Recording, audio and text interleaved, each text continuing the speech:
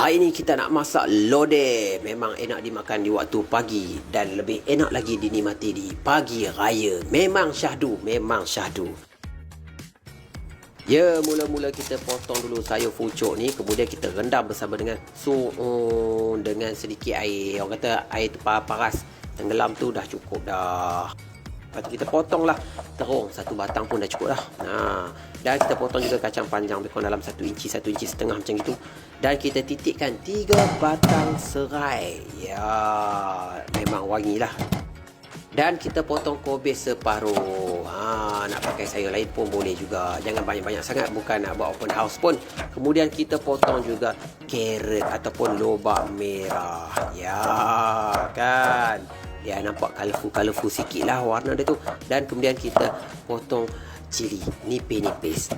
Cili ni kemudian dah nak siap kita taburkan, dia nampak lagi cantik. Dan kemudian kita akan potong juga tempe ni dadu-dadu. Dah potong elok dah macam gitu. Lepas tu kita masukkan dalam mangkuk. Kita nak lumurkan dengan sedikit kunyit dan juga garam. Jangan nak tengok saja, kenalah gaulkan bagi sama rata, sama rasa. Dan kemudian tahu pun kita nak gaulkan juga dengan sedikit garam dan juga serbuk kunyit. Dan sekarang kita nak kisar bawang besar, bawang putih, kunyit hidup dan juga udang kering. Ya, untuk menaikkan lagi rasa kena kisar, nak tumbuk pun boleh kalau hampa rajin lah. Panaskan minyak kelapa rasaku untuk kita menggoreng tempe. Minyak pun dah panas, kita masukkan tempe. Kita goreng dia agak-agak dia macam separuh masak ataupun 3/4 masak pun dah okey dah. Sebab nanti kita akan masukkan juga dalam kuah lodeh tu. Dan kita boleh angkat dah. Baik. Ya, tahu pun kena goreng juga. Tak boleh lepas sekali dalam kuah lodeh tu, nanti jadi lain rasa dia. Dan tahu ni hati-hati kita masukkan dalam kuali, takut meracik minyak. Nanti hantaran jadi murah pula.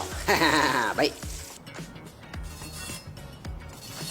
Dah siap goreng tu, kita angkat dan kita boleh potong dia nipis-nipis. Kemudian kita panaskan minyak kelapa rasaku dalam satu lagi kuali. Kita tumiskan bahan-bahan yang kita kisar tadi tu. Nampak tu sampai betul-betul dia naik bau, tapi kena kacau selalu, takut dia hangit pula nanti. Dah cantik dah naik bau macam gitu, kita boleh masukkan serai yang telah kita titikkan tadi. Kacau jangan tak kacau.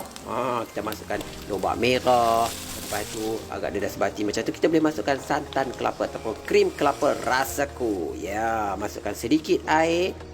Dan juga kita boleh masukkan kobis yang telah kita potong tadi. Baik, kemudian kita masukkan terung, kacang panjang dan kacau jangan tak kacau. Dan kita masukkan udang yang telah dikupas kulitnya. Tengok tak boleh tahan, mengiurkan. Telan air liur pakcik. Dan masukkan cili yang telah kita potong tadi. Dia punya colour very colourful sangat berwarna-warni. Masukkan sedikit garam dan gula sebagai perasanya. Dan kemudian kita kacau bagi dia sebati. Dah elok dah macam gitu, boleh masukkan tempe yang telah kita goreng tadi bersama dengan tahu yang telah kita goreng dan juga potong dadu-dadu tadi tu. Wow, sangat menarik. Dan masukkan pucuk bersama suun yang telah kita rendam tadi. Baik, kita masak sekejap sampai betul-betul lembut bahan-bahan kita masukkan tadi. Dan kemudian kita boleh hidangkan bersama dengan nasi impit. Memang terangkat lah kalau kena. Memang terbaik. Jangan nak tengok saja, kena cuba resepi ni.